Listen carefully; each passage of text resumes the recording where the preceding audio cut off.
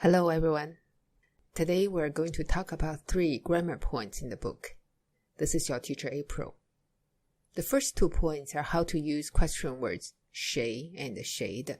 Nothing really special about these 2 question words, except I do want to remind you that word order in Chinese is different from word order in English. Let's take a look at some examples.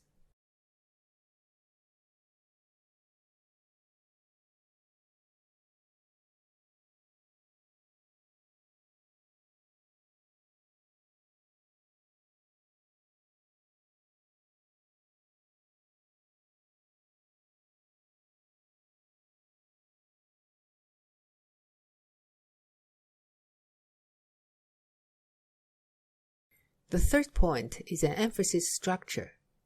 There are 2 sentence patterns expressing the same meaning.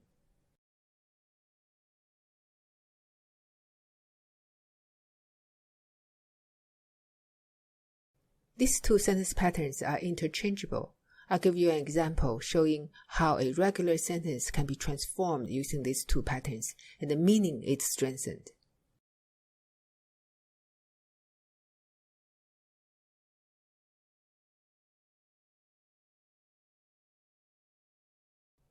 Now let's transform this sentence using pattern 1.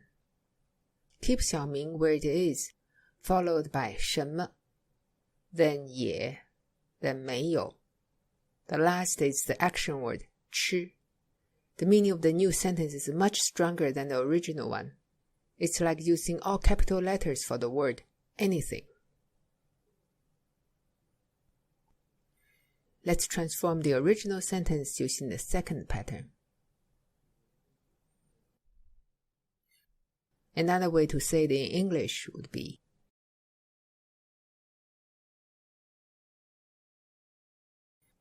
use these patterns when you really want to stress that a certain action did not achieve any result.